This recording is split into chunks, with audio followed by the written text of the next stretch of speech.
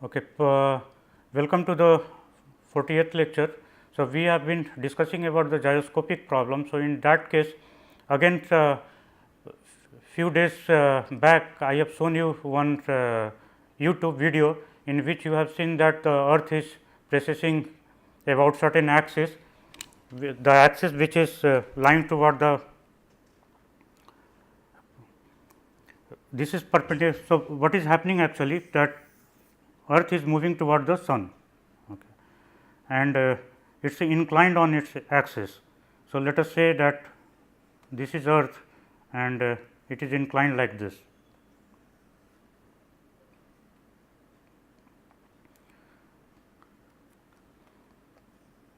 And this is the polar axis of the earth. So, this axis of the earth it is pointing toward the Polaris, okay, at the current stage. So, basically it is going in a path, let us say there is a circular path in which this axis is moving and this angle is approximately 23.5 degree, and we have gone through this video. So, this is the same problem. Now, this earth is not perfectly spherical, okay. Instead of this it is oblate, it is something like this. So, already you know about the gravity gradient problem. So, you know that on this half of the earth due to sun there will be larger amount of force as compared to this half. Okay. So, here the center of mass of this, center of mass of this one, okay, one center of mass lying here, another center of mass lying here. So, this F 1 and this is F 2, magnitude wise this will be greater than the F 2, and therefore, this not only due to the sun, not only there is a force towards the sun which is we can write as F, the resultant force which is responsible for going in this circle. The other planetary masses right now we are ignoring, okay. Those things if you have to account, so you have to do the numerical calculation. Through theory you cannot do solve such kind of problems. Now, because of this gravity gradient, okay, here the gravitational force is different and here at this point it is a different. So, a net torque is acting, the torque which we can show like this, okay, it is acting here in this direction, it is acting like this, not visible.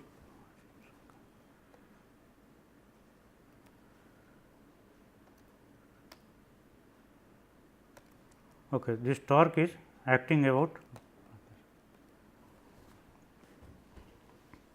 So, we can assume that the at this point if you see, so through this the y axis is passing, okay. So, it is going here into the page. So, y axis is passing through this.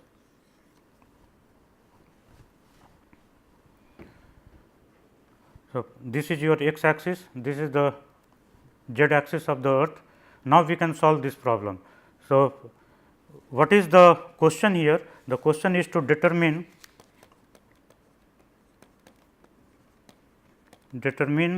the magnitude of the torque m. So, we have to determine this torque which is along the y axis, which is very obvious here in this case. So, to work out this problem, we go back to our the earlier lecture, and from there we can look into the corresponding equation we have derived. Okay. So, if you remember, we have written for the m y the expression I 0 times omega z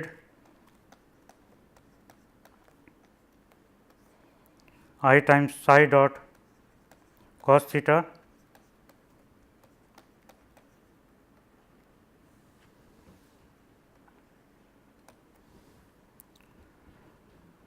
Okay, you can go back and look into the lecture.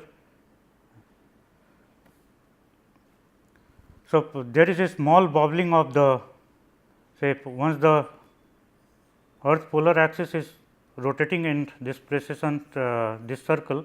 So, there is a small wobbling here, this is the small nutation is there. Okay. So, that nutation is being ignored. So, you can consider theta to be a constant. Psi dot is also a constant, theta dot becomes 0 and phi dot, this is a constant. So, this case already we have worked out. So, for that case only this expression we derived. Okay. Now, we need to insert all these values. Though the earth is oblate, this is of this shape, it is not here, say this is a sphere. So, the small bit of oblateness is there. Okay. So, you can say that this is appearing in the form an ellipse. Okay. If we cut a plane, say we pass a plane through the pole, north pole and the south pole. So, we can say that this is in the form of an ellipse. Okay. So, let us rub it out. So, here what we assume that this eccentricity of the such kind of ellipse, okay, it is not required here. Okay. Basically, it is a earth shape is ellipsoidal shape, we call it the ellipsoidal shape.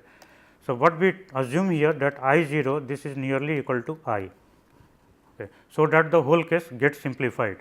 So, therefore, m y will be replaced by I 0 minus omega, here omega z minus psi dot cos theta times psi dot sin theta. Now, these quantities we can compute. So, I 0 is 2 by 5 mass of the earth times r 2 by 5 m r square, or okay, because it is a solid. If it is hollow, then the result will be different, 2 by 3 in that case we take. So, we put all these values here. So, this will be 2 by 5 and m will be, now assuming this to be a, though this is a spheroid, sorry, this is ellipsoid. So, but still we will assume this to be a sphere and calculate its mass. So, that will be 4 by 3 pi r cube times rho, which is the density, and then you have of course, the radius of the earth, okay, which is r is the radius of the earth.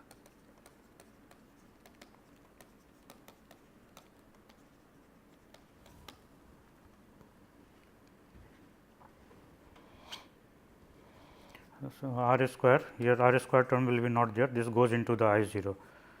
So, we insert all these values, 2 by 5 times 4 by 3 times pi, and r is 6,400 kilometers around. Okay.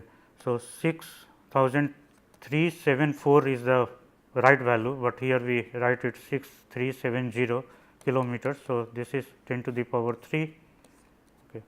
So, this value is 6,370 kilometers. So, we are converting this into the meter here, and the density is given to you. So, which is 5510 kg per meter cubic. Okay. So, from here this is we are first we calculate the mass. So, we remove this portion we will remove, and we calculate the mass here. Let us calculate the mass first, and thereafter we will calculate inertia. So, this quantity turns out to be 5.9657 into 10 to the power 24 kg. So, this is the mass of the earth. Then we compute this quantity I, this will be 2 by 5 times mass is here 5.9657 into 10 to the power 24, and then r is 6,370 into 10 to the power 3 meter. So, we square it and this gives you 96.827 into 10 to the power 36 kg meter square. So, this is your I 0. So, the moment of inertia is known here, okay. Omega z and psi dot, all these values we need to insert, theta is known to us. So, now psi dot, this is the precession rate.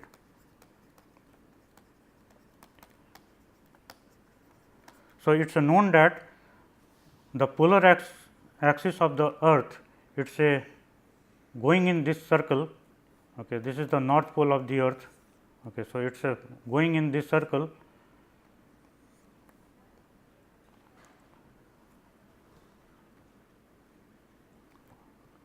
in 25,800 years.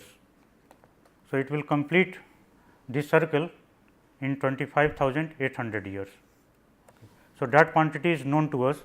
So, psi dot is 2 pi, this makes 2 pi angle.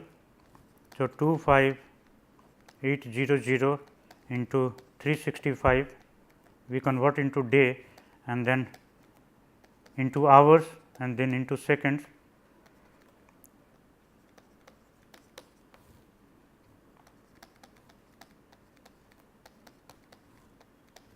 Minus 12 radian per second. So, this is psi dot and then phi dot accordingly we calculate on the this axis, we have to compute the phi dot. So, earth is rotating by 2 pi angle approximately in 24 hours. Okay. So, that value we write here 24 into, so approximate value I am writing, it is not exactly we are writing.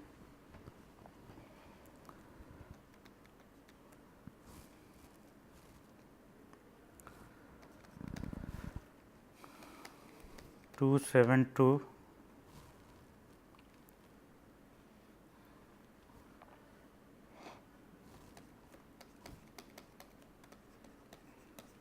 this is phi dot we have got. Okay. So, omega z is nothing but phi dot plus psi dot cos theta. So, we can insert these values here.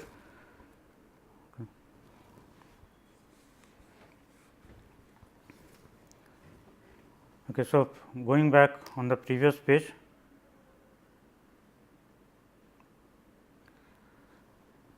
this expression we pick up and write on the next page.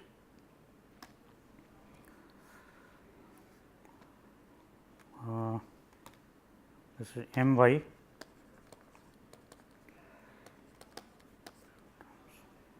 I 0 times omega z minus psi dot cos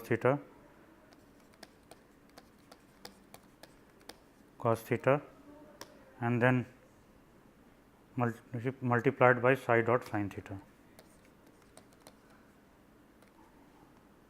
psi dot sin theta.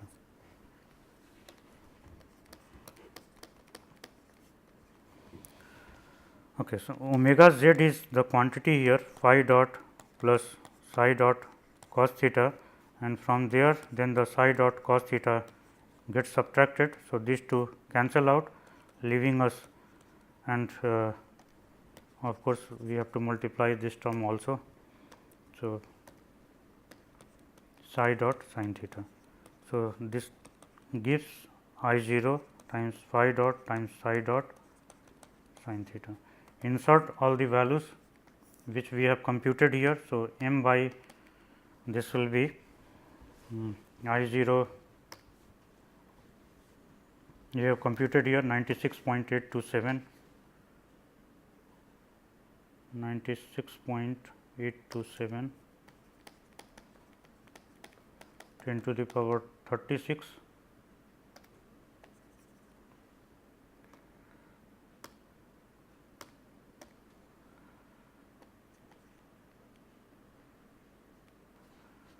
okay, times phi dot which is available here 7.272 into 10 to the power minus 5, and similarly the psi dot is available to us.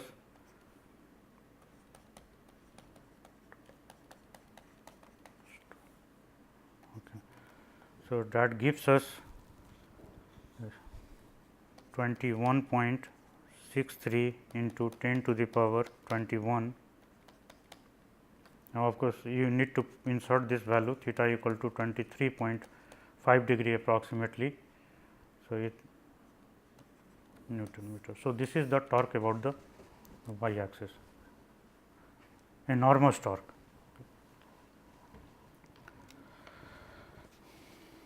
Okay, so, these are the problems related to your gyroscopic motion of the earth. Now, it is based on the same principle. In fact, so gyroscope we tried to develop, and based on the same principle we have done that.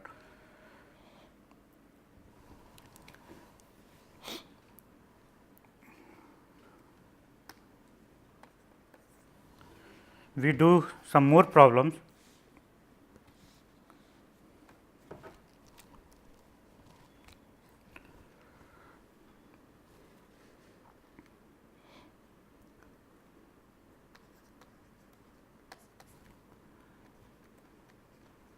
Say the rotational kinetic energy, it is given to us 1 by 2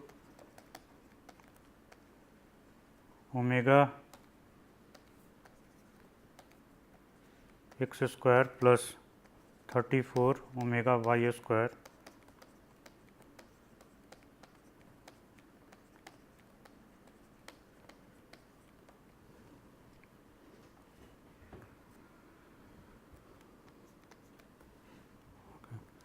So, the rotational energy of a rigid body, it is given by 1 by 2 omega tilde I times omega tilde, here there is transpose, and this quantity becomes equal to I x x times omega x square, I y y times omega y square, I z z times omega z square plus 2 x y times omega x omega y plus 2. If you expand this, okay, you have to write it in this format omega x omega y omega z, right here I x x, I x y, I x z, fill up to this point.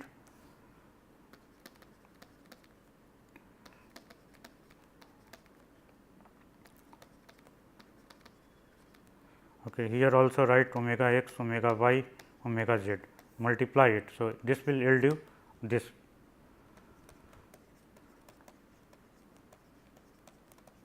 Two times I x z times omega x omega z.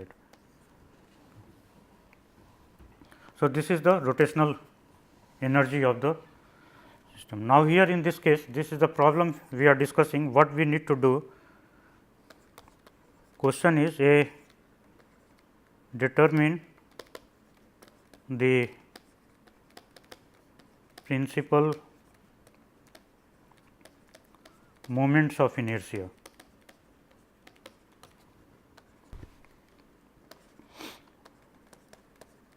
Calculate the angles between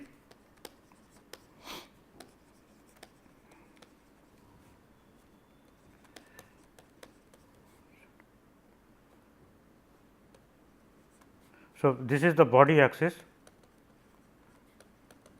for the case which is described here, body axis system and the principal axis.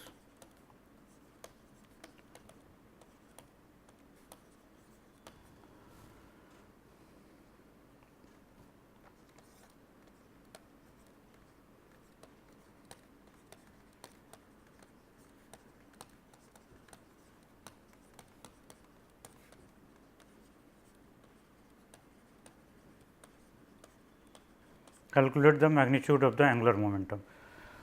So, what we can, if we compare this equation and this equation. So, what we observe from this place, that I x x, this quantity will be equal to 25, I y y, this will be equal to 34 and I z z will be equal to 41.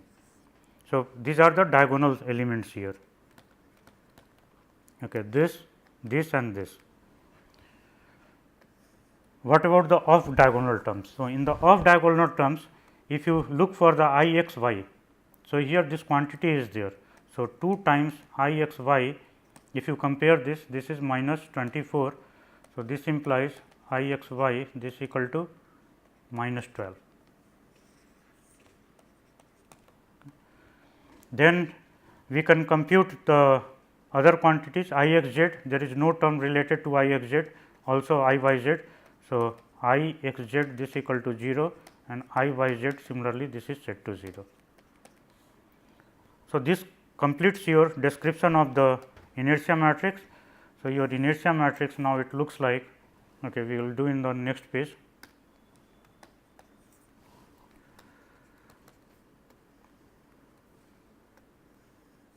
So, the inertia matrix then becomes, the first element was 24, then 34 and this was 41, I x y we have got as minus 12, the others are 0. So, this is the inertia matrix. From there we have to calculate the principal moment of inertia. Principal moments of inertia, this is the first problem. And how do we do this?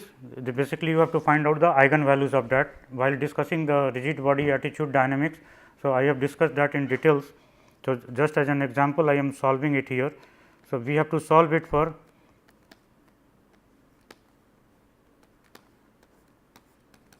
where this is an identity or unit matrix.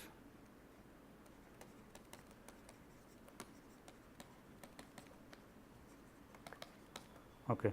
So, this is inertia matrix, inertia matrix. So, if we insert these values, so this becomes, if you subtract it, so 25 minus lambda, this will be minus 12, 0, this remains 0, 34 minus lambda and this remains 0, 0, 0, 41 minus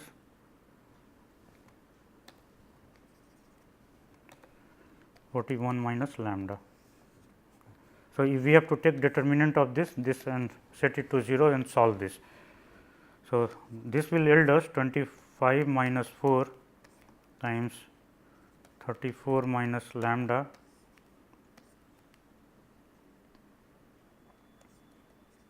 times 41 minus lambda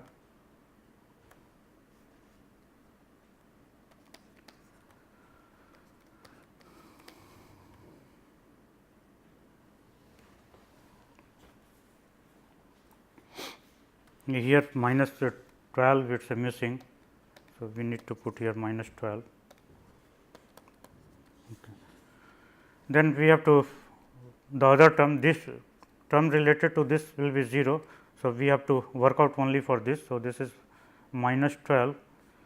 So, minus minus that makes it plus. Okay. I hope you are aware of the determinant, I am presuming it. Okay.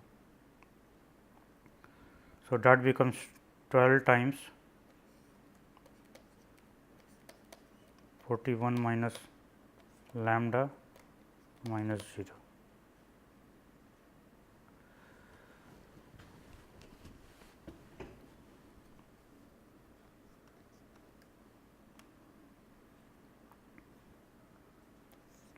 And the other term will be 0 and this equal to 0 we have to set. So, this is 20, this is 41.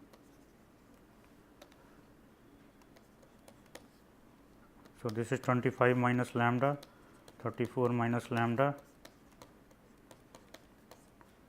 plus 144 times 41 minus lambda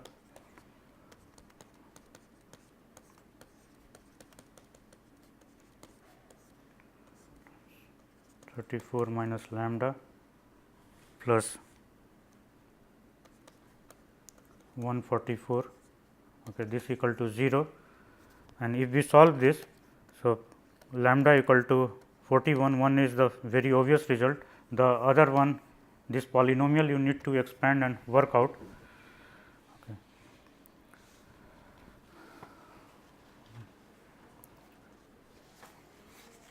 Okay, so, the other solutions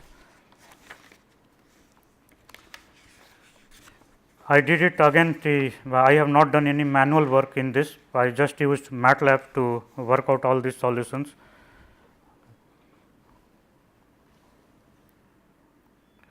Okay, this sign we will check it the sign. This is minus 12.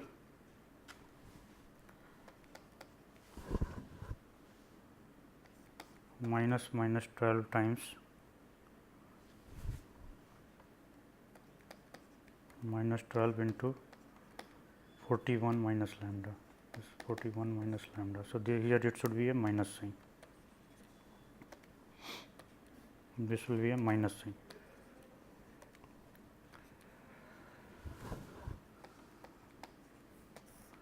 This is here the odd term, the row and the column, that makes it the first row and the second column. This is 3. So, correspondingly the minus sign here, then we take this element which is minus 12, okay, and then we choose the corresponding minor here.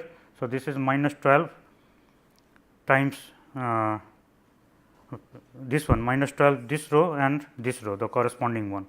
So, minus 12 times 41 minus lambda and 0 times 0. So, this goes here.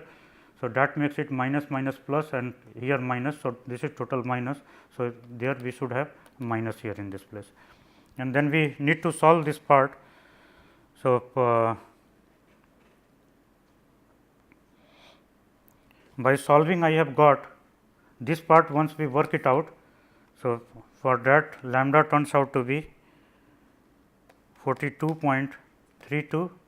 So, let us say this is lambda 2 and lambda 3 is 16.69, okay, and this we can say that this is lambda 1. So, these are the 3 principal moments of inertia.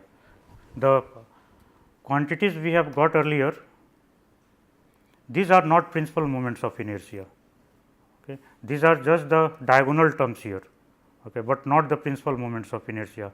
Principal moment of inertia we have taken once the off diagonal terms are 0. So, according to that scheme, so once we put this matrix, so now the I then becomes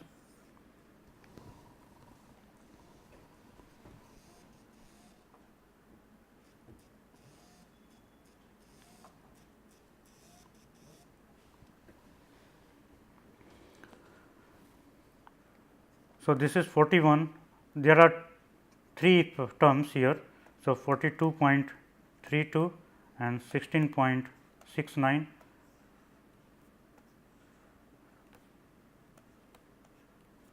and other terms are 0. So, this constitutes now gives you the principal moments of inertia, these 3 terms, okay. And we also need to find out, the second problem was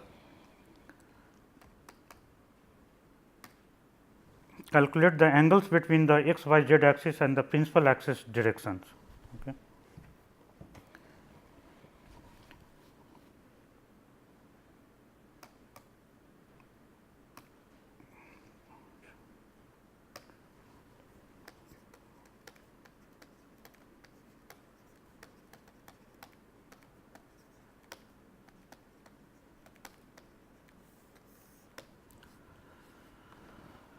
Okay, principal axis direction is related to the eigenvector. Okay, so, we need to solve it for the eigenvector. So, each of the principal moment of inertia needs to be picked up and the corresponding value you need to work out.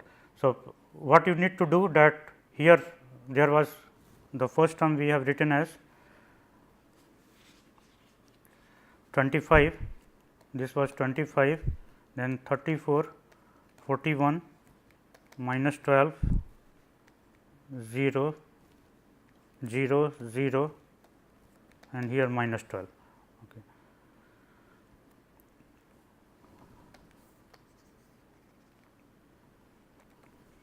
minus lambda. So, pick up the value, let us say you are picking up the 41. Okay. So, 41 lambda times I. So, unit matrix here,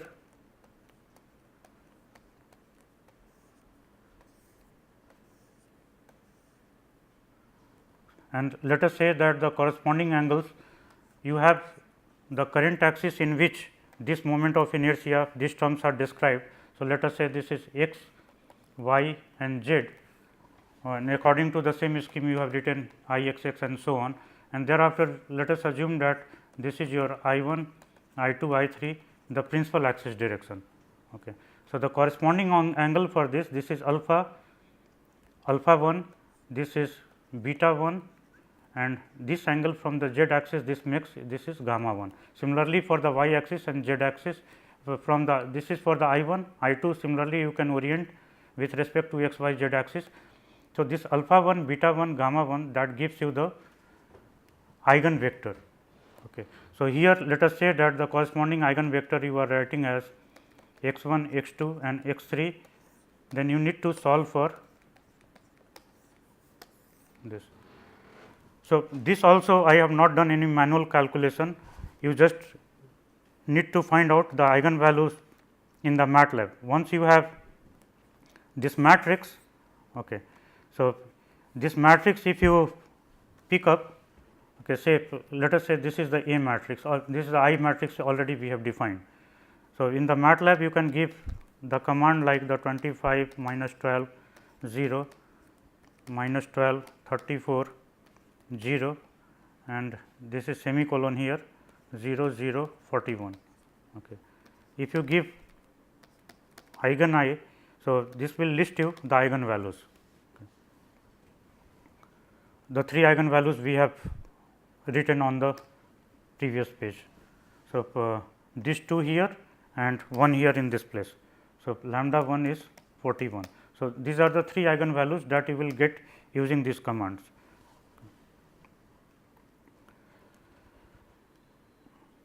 Instead, if you write here in this format, say lambda v format and write it like this. So, this also gives you the corresponding eigenvector. Okay. So, here in this case using the same command I have found the eigenvector to be minus 0.82 and it gives you MATLAB gives you the normalized eigenvector. Okay, means its a magnitude of this vector will be equal to 1. And this is corresponding to lambda equal to 16.69. Similarly, the second eigenvector this is 0 0 1 and this is corresponding to 41 and the third eigenvector this is not equal to, it is a corresponding to. Okay. So, this is equal to lambda, this is equal to lambda and then the third one is minus 0.57, then 0.82 and 0 and this is corresponding to 42.32. So, these are your 3 eigenvectors which define the principal axis and already I have stated you that this will be defining cos alpha, this will be defining cos beta and if this is for the first axis then we will write this as like this and this is cos gamma 1. Okay. So, once you solve it then you get the corresponding direction of the eigen that axis. So, here in this case this nu 1 equal to minus 0.82 .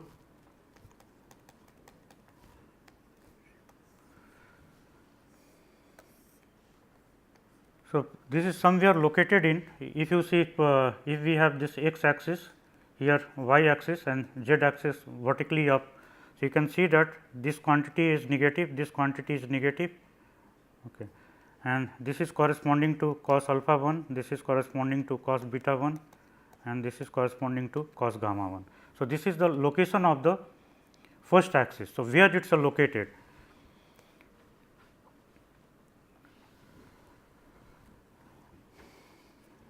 So, this quantity cos alpha is negative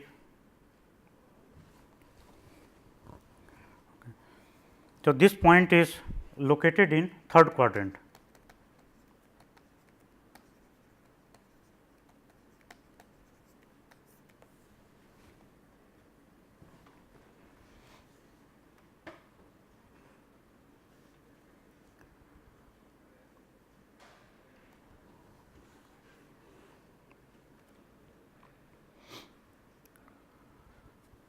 Similarly, the other one, so third quadrant, once it is located in the third quadrant, minus, you can see that this is first, second, and the this is the first quadrant, second quadrant, and the third quadrant will be here. So, accordingly we can find out the angles. So, the corresponding angles then turn out to be, this is this implies alpha 1 equal to 214.92 and beta 1, this is 124.75, because you are measuring from this. The first one, you are cos alpha, you are measuring from here, cos beta you are measuring from here, cos gamma you will measure from this axis. Okay. So, cos gamma is 0, means it is a 90 degree angle. Okay. So, cos gamma, so gamma 1 is 90 degree. So, 90 degree you are measuring where it will be. So, all the points which are lying in the x y plane will, any vector in the x y plane, you take along this direction, you take along this direction, take along this direction. So, all of them in the x y plane, this is the x y plane here. Okay. So, in this plane all the vectors lying in the x y plane, it will make 90 degree with the z axis. So, that means somewhere your this the x axis is lying in the third quadrant, let us say this is 214 degrees. So, 180 is here, and to that if you add another 34 degrees. So, it comes here. Okay. So, this vector is located something like this. So, this is your the first axis located. The same way we need to locate the other axis. So, nu 2 corresponding to 0 0 1 and this is corresponding to lambda equal to 41. So, that gives you x component is 0, y component is 0 and z component is 1. So, this axis, so your third axis, its a second axis is located on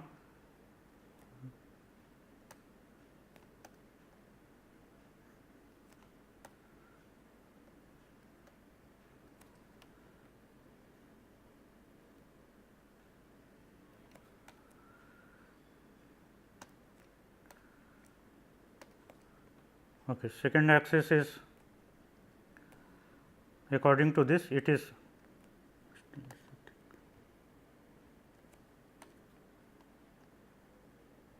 located here. Okay. So, this is your second axis. So, here in this case, this corresponding angle is alpha 2, beta 2 and gamma 2.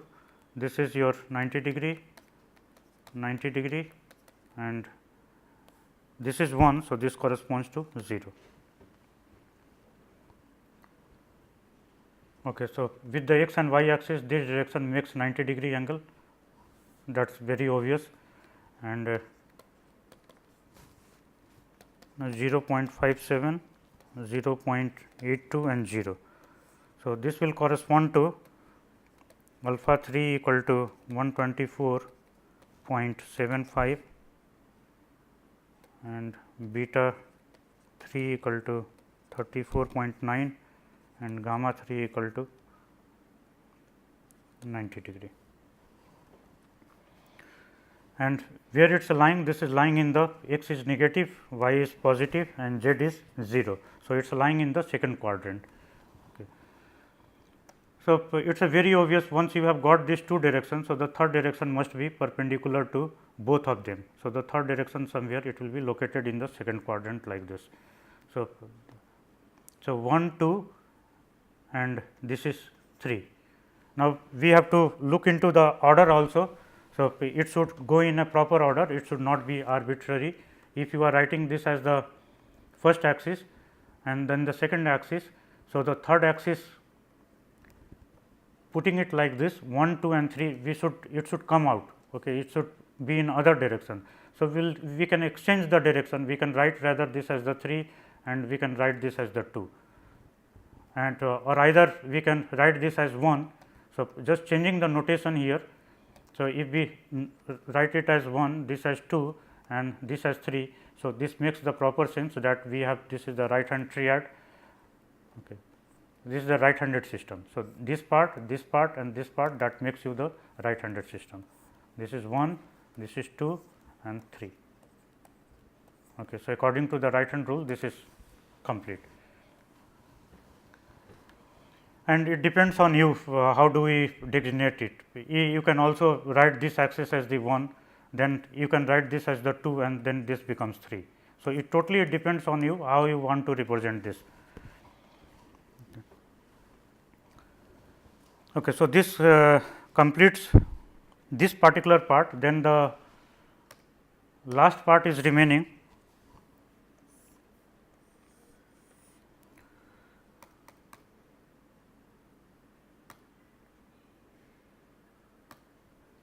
Calculate the magnitude of the angular momentum.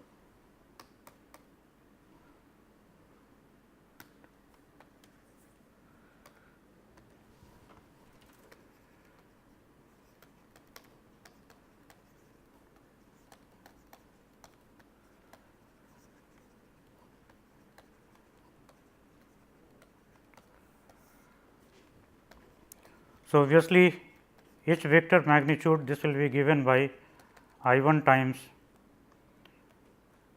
or angular momentum, how we have defined this in the each vector we have defined as I times omega, okay, in the matrix notation.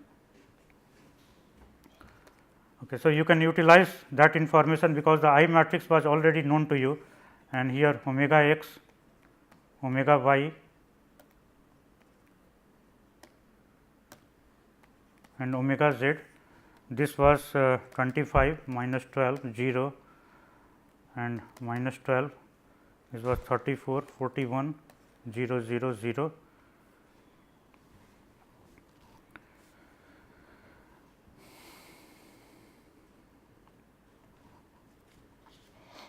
So, according to this scheme, then h you can in the vector notation you can write like this 25 times omega x minus 12 times omega y, and this will be along the I cap direction plus, okay, the first one we are taking. Then the second row, the h x, here this is your h x component, h y component, and this is the h z component. So, your h is nothing but h x I cap, h y j cap and h z k cap. So, just insert these values here. So, h y then becomes minus 12 times omega x plus 34 omega y, and corresponding to this is 0. So, this is j cap and plus 0 0 41 omega z. And therefore, h magnitude, this will be 25 omega x minus 12 omega y, this is square plus under root, of course, we have to take of this minus 12 omega x plus 34 omega y square plus 41 omega z square. So, this gives you the magnitude, but here omega x, omega y and omega z, it is not given. If it is given, then you can solve this problem. So, we can stop here and we will continue in the next lecture. Thank you very much.